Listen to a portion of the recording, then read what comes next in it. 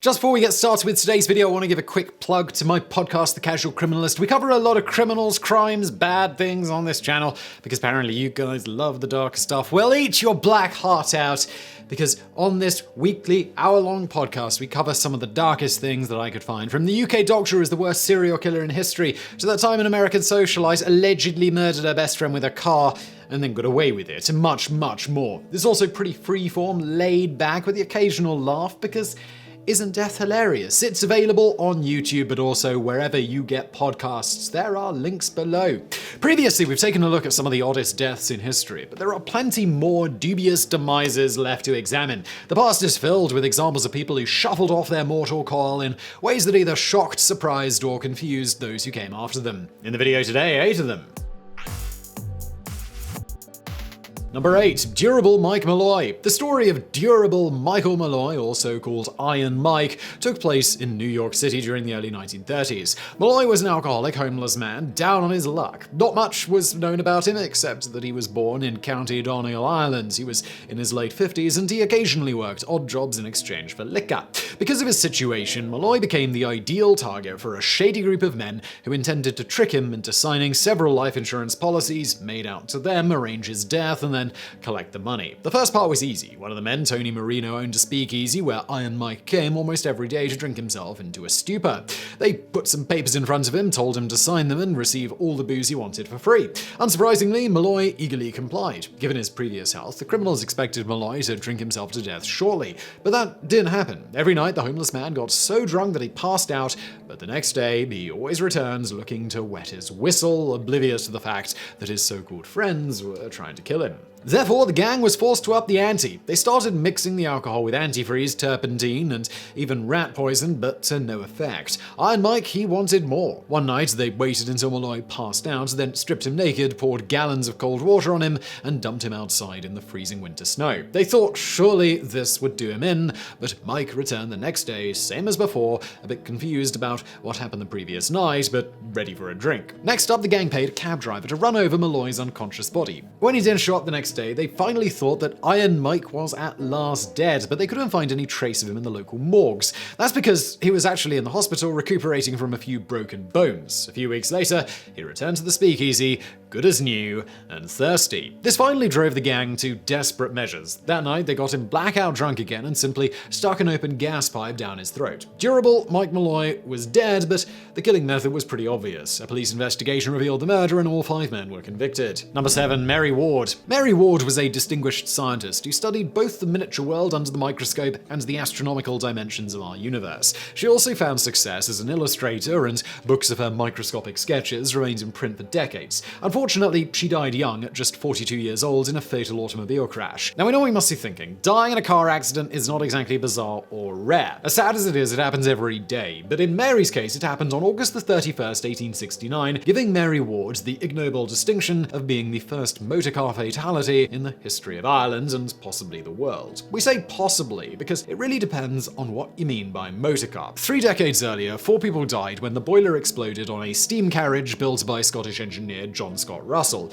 On the other hand, Mary Ward was riding as a passenger in a vehicle which better resembled the cars we know of today. The automobile had been built by her cousins, Richard and Charles Parsons, both skilled engineers. According to the Red Flag Act, the vehicle could only go 4 miles per hour, and only so long as a man waving a red flag walked in front of it. You'd think that it would be pretty difficult to kill someone under these circumstances, barring some kind of explosive engine failure, like in Russell's case, and yet it still happened. When the vehicle went round a bend, Mary Ward fell out and was crushed by the back wheels. A doctor pronounced her dead at the scene from a broken neck. Number 6. Kurt Gödel. A colleague and close friend of Albert Einstein, Kurt Gödel was without a doubt one of the greatest logicians in history, most famous for his incompleteness theorem. Unfortunately for Gödel, his genius also came with numerous eccentricities that were exacerbated as time went on, especially after the death of his friend. Einstein passed away in 1955. Gödel published his last paper in 1958, even though he lived for 2 more decades. He became a recluse who avoided almost all gatherings, including the ceremony where President Gerald Ford was supposed to award him the National Medal of Science.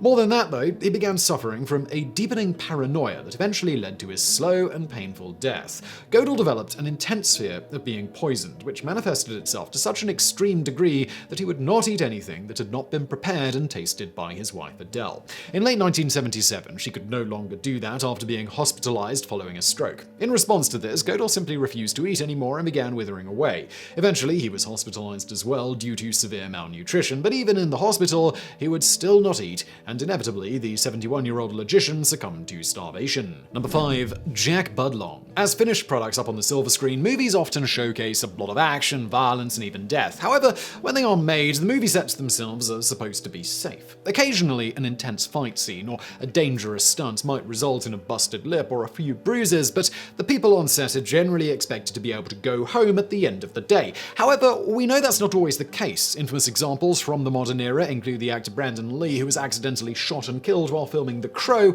and The Twilight Zone the movie, where a genuine helicopter crash led to the gruesome deaths of Vic Morrow and 2 child actors. But for this entry, we're going to go back much further in time, to the 1941 Western They Died with Their Boots On. It was a highly fictionalized account of the life of General Custer, starring Errol Flynn and Olivia de Havilland. It featured a lot of horse riding and fighting, a lot of it performed by extras who weren't particularly good at either thing. Consequently, there were dozens of injuries during filming. There were also 3 deaths, all while shooting horse riding scenes. The first rider died of a heart attack. The second rider broke his neck by falling off his horse, either due to being inexperienced or just being drunk. The third death was the most bizarre of all, though. It belonged to a man named Jack Budlong, who was neither an actor nor was he a stuntman. He was one of Errol Flynn's polo buddies, who kept pestering the actor to get him in a movie. Eventually, Flynn relented. After all, Budlong was a skilled rider, and they needed more of those on set, so what could go wrong? For reasons known only to himself, Budlong insisted on carrying a real saber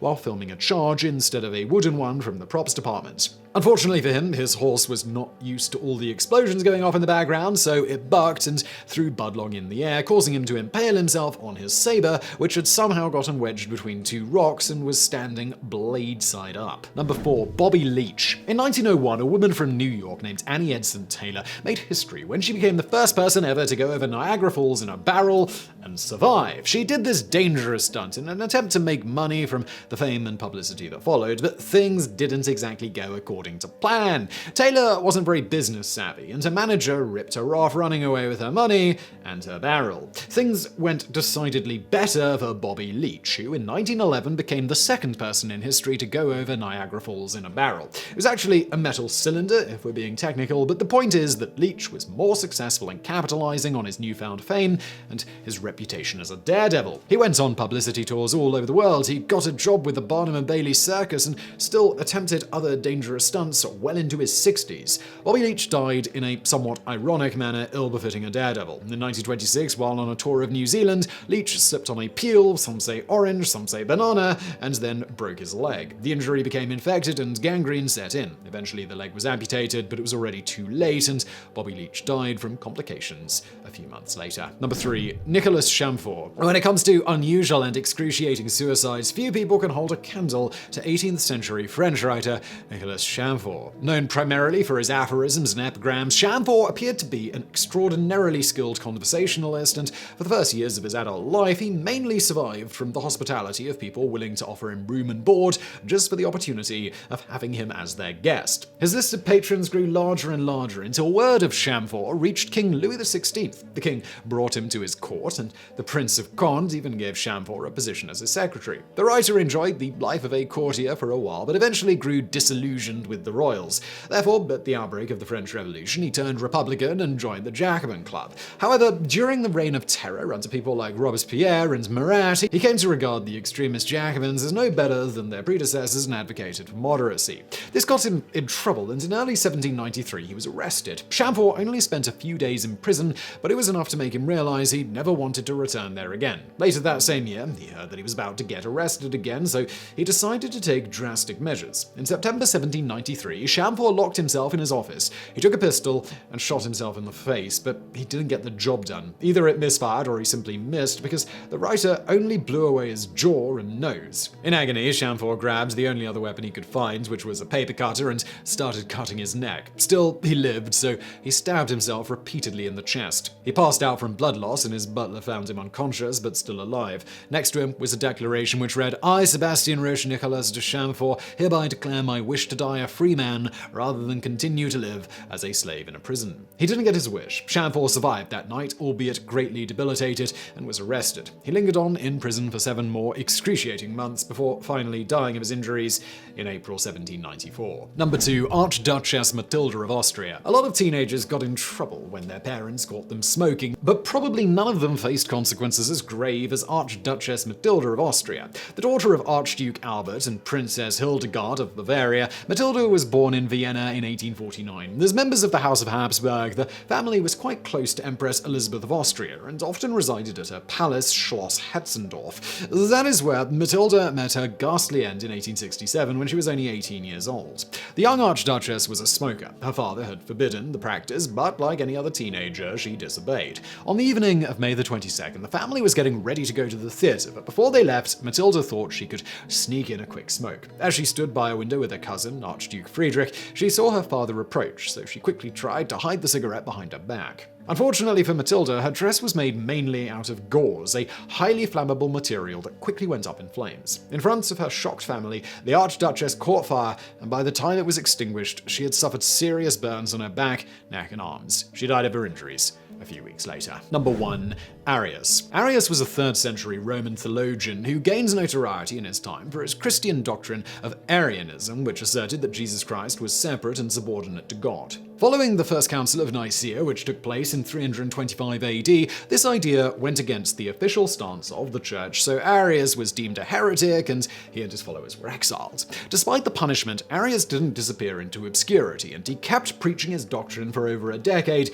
until he finally passed away in 336 AD. His death was particularly gruesome, as the theologian basically suffered from gastrointestinal problems, which resulted in a violent and explosive evacuation of his bowels. Whether or not this truly happened, we cannot say, but the death of Arius was recorded in graphic detail because the church used it as an example of divine punishment for heresy. Here is an account as presented by Socrates of Constantinople, who, just for the sake of clarity, was different to the famous Socrates who lived 800 years later. It was then Saturday, and Arius was expecting to assemble with the church on the day following, but divine retribution overtook his daring criminalities. For going out of the imperial palace attended by a crowd of Eusebian partisans like guards, he paraded proudly through the midst of the city, attracting the notice of all the people. As he approached the place called Constantine's Forum, where the column of porphyry is erected, a terror arising from the remorse of conscience seized Arius, and with the terror of a violent relaxation of the bowel, he therefore inquired whether there was a convenient place near, and being directed to the back of Constantine's Forum, he